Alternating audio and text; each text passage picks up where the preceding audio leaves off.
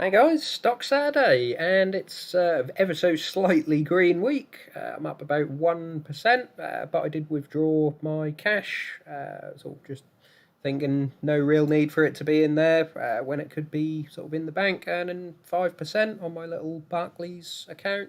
So yeah, the number's flat for the week. A few sort of outliers other than sort of everything just going up a couple of percent. I've had process up quite a bit off the back of Tencent, which I will get to. And yeah, Vale sort of dropping, Shell not very happy at the moment with the dropping oil prices, but could be a lot worse. I mentioned sort of during the week, I need to do some tax loss harvesting, so I could be swapping Shell for BP temporarily for sort of 30 days. So you may see that be BP in the next week. Also considering doing some other tax loss harvesting, thinking about selling Volkswagen Group and buying Porsche, just sort of capitalise on that 1400. Can't remember whether that's £1,400 or euro loss actually. But yeah, just sort of manoeuvring some things around and doing what I can. Maybe sort of realise some of the gains of crypto and sort of not have such a big tax bill later on. So yeah, we'll crack on. There's a lot to get through. So finally had Volkswagen Group's results. They take quite a long while to publish, although it is 493-page annual report.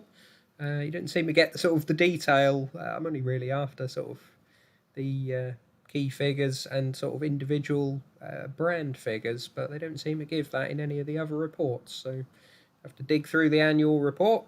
And yeah, they've got sort of similar to Stellantis, deliveries down year on year, production up slightly, up 5%. So maybe they've got a little bit more inventory. Sort of still 2022's had the semiconductor shortage not really go away. So yeah, not too sort of surprising to see that. Deliveries sort of down, but production up. And similar to Stellantis, revenue up on sort of lower deliveries. So they've been able to increase the prices to offset some of this inflation, which is rather good. And sort of operating profit up 12%, which is good. Earnings before tax up 9.5%. So a nice year, even though the stock is down quite a bit. And you see increased capex up from 10.5 billion to 12.7 billion. So they're upgrading the factories a fair bit. So that's a 21% increase, and it sort of drops free cash flow and sort of net profit and that sort of thing. But I tend to sort of try and focus above that line and just sort of see where the sales are. If they didn't, spend that capex, obviously they wouldn't be progressing the electric side, but also they wouldn't really have anything else to do with it. So I'd end up just getting it at a dividend, and they charge 26% on dividends. So that's not very good. They don't seem to be interested in buybacks or anything. So yeah, I would rather they just reinvested it, to be honest, and try and push forward their strong position, because I think they are sort of around third in electric behind sort of BYD and Tesla. So yeah, it'd be interesting to see sort of how this capex story works and how far they can push the electric side. Just looking at my favourite section, which is the brand breakdown, just to see sort of where the money is being made. You've got the sort of main brands, your Volkswagen, Skoda, Seat, and that sort of thing. Down slightly on sales, but up sort of just over 10% in revenue, and up about 15% from the looks of it in operating profit. So they're doing reasonably well. Audi on the premium section actually up in sales, so that's good. And revenue up again, about 10%. Profit up quite a bit. Obviously on increasing sales and increasing revenue, then they're doing really well. Porsche have had the IPO in the last year, so the numbers will sort of change over time on this. They know VW is very complicated. VW own 75% of Porsche, and Porsche, the holding company, now own 25% of Porsche, the car company. I've done a video on it before. But they've sort of made it even more complicated. But they love that in Germany. So yeah, Porsche doing well, up year on year, up in revenue, and up quite significantly in profit, about 30% in profit nearly. So that's good. Traton commercial vehicles. This does include the Navistar acquisition. So sales up, but it's not really organic sales. Revenue up a hell of a lot, 30%. Obviously including that acquisition. So you really need to see next year's figures to sort of see the proper result. And then operating result up 10 times nearly. So Navistar was sort of quite profitable and adds an instant amount of profit, and sort of the rest of it was sort of doing reasonably better this year than 2021. Then the other sort of smaller sides, energy solutions and the software and financial services doing okay. It sort of tends to be fairly steady, those sides. They do sort of go into, obviously, deeper in the report, every brand and every car that they do. So if you really want to dig in and sort of see exactly how many electric cars they're selling, you can do that. I tend to use the sort of Clean Technica figures just to get a little bit more up to date. You can sort of see, January and February Europe numbers for sort of electric vehicles. You can see VW electric vehicles as a whole. So yeah, I don't sort of tend to dig into this too much generally, because it's just more out of date. I want sort of the most recent numbers, but yeah, that can be handy.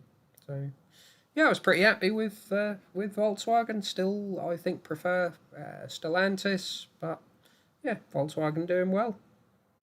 Oh, and just a quick look at the balance sheet.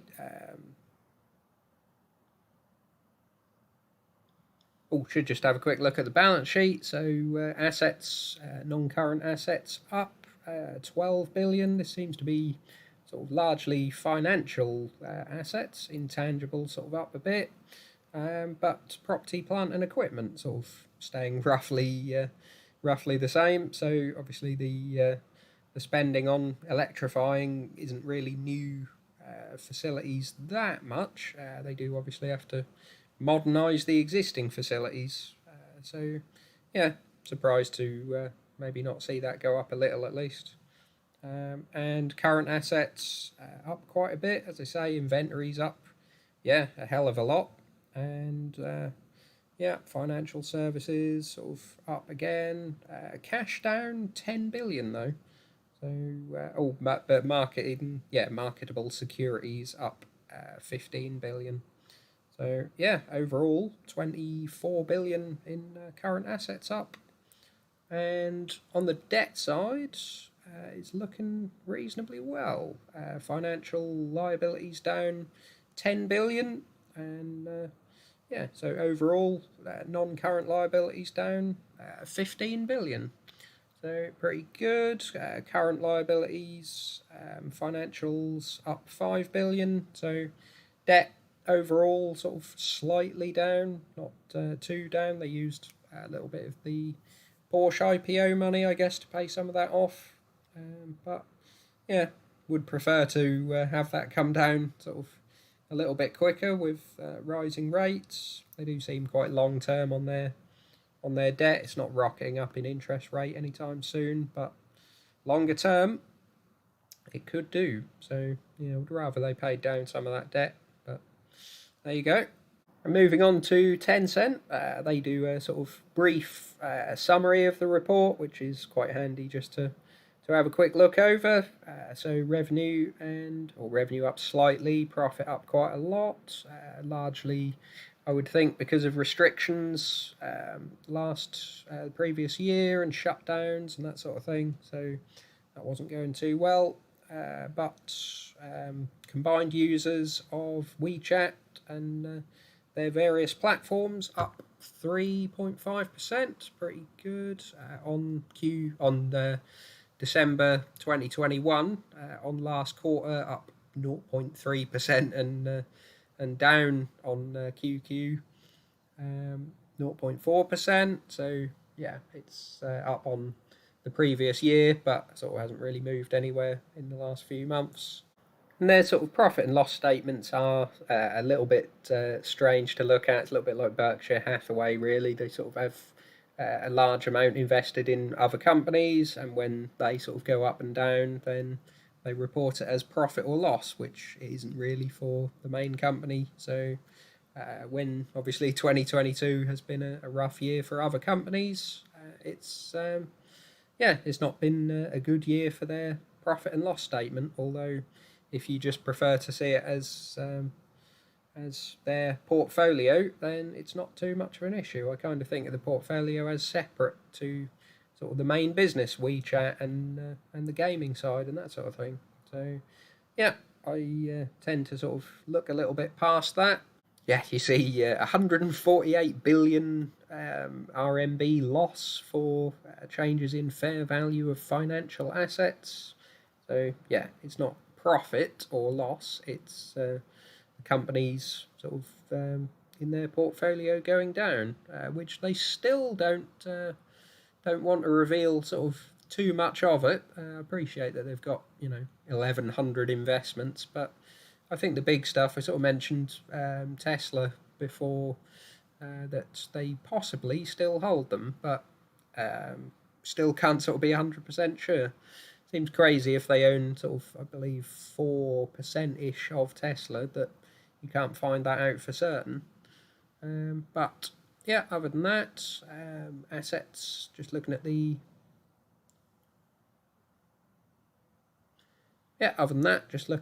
balance sheet, so non-current assets down quite a bit. That's again sort of financial assets coming down, but still looking reasonably good. And the price has sort of obviously dropped, I believe, more than the amount these assets have come down. Current assets up a little, but down sort of overall on total assets. But as I say, I believe with the drop in price, it's looking more attractive. Liabilities, so they have taken on more debt, which fair enough. Current liabilities, borrowings, current borrowings down slightly, but long-term borrowings up. So don't really mind that if they're spending, if they're refinancing debt on longer-term rates, sort of during the lower rate environment. It's not too bad. China, obviously, different interest rate environment to the West, but yeah, I trust them with that money, to be honest. We know this sort of VC type investing is risky, but can do really well. They bought things like Riot Games for sort of practically nothing, and it's risen to sort of one of the biggest, certainly the biggest mobile and free-to-play companies in the world. They bought sort of 40% of Epic Games for very little, and that's risen to a very large valuation. So, yeah, you got to accept lots of them will fail, lots of things will go down, but over the long term, they can do really well. So, yeah, that's Tencent, pretty happy with them, and Prosus went up 10% for the week. So, yeah, everyone happy with the results. So looking at the news for the week, had quite a lot of news. Sunday, Rightmove announced their house price index. They say prices are going up, which I'm not convinced by. I think that's Rightmove having a vested interest. It does seem to disagree with the Halifax and Nationwide surveys. These are UK houses, obviously. And yeah, later on we had UK. I thought it was quite interesting. It's down as one star importance, but car registrations up 26% on last February. so that was pretty good. Then Wednesday we had our UK CPI numbers come out, not looking very good. Core CPI for February, which is the one sort of I think most people should be looking at, the Bank of England I think would be looking at, was worse than expected. 1.2%. It's shown as green because it's a bigger number. I do think they need to adjust that. It was down 0.9% last month, but was expected to only be 0.8% this month and was 1.2%. So the annual has actually now gone up, where you'd sort of be expecting it to slowly come down, hopefully sort of be speeding up at some point, back down towards 2%, but it's gone up. And the ordinary CPI, sort of including food and energy, is similar, 1.1% for the month, and increasing now back into double digits, 10.4%. So this led them to be hawkish again. UK do their rate rise on the Thursday, and the Fed did their rate rise on the Wednesday. So they raised to 5% as expected, quarter of a percent interest rate rise, and they did their dot plot as well. So you can see here, this is they sort of do this every 3 months, and sort of a long piece about their thoughts on the economy and unemployment and that sort of thing. But this sort of a handy idea of where they see interest rates sort of in the next few years and in the longer term. And they're sort of saying 5.25% by the end of this year. So they're not showing cuts at all, and sort of coming down to 4.25% end of next year. So the market thinks they're going to cut a lot more than they are saying. Interestingly, you do have these sort of super, I guess you'd call them super hawks, or sort of doomsday people. One guy saying 6% by the end of this year, and 5.75% by the end of 2025. So 0.75% higher than they are now for the next 3 years nearly. So I think he wants to destroy the world, basically. You can see one, he's basically out on his own. Everyone else sort of scattered around a little bit, and sort of around 3%, and in the longer term sort of 2%, with 2% inflation I think they're hoping. But yeah, one guy wants the world to end. And then the Thursday, as expected, we raised our interest rates 0.25% as well, so 0.75% behind the US. Be interesting to see where they sort of both end up, but yeah, it's sort of still raising. No hints of a cut. They sort of came out in the press conferences and sort of basically said, no, we're not looking at cutting. It's going to be sort of either rising or flat sort of for the rest of the year, and will be data dependent.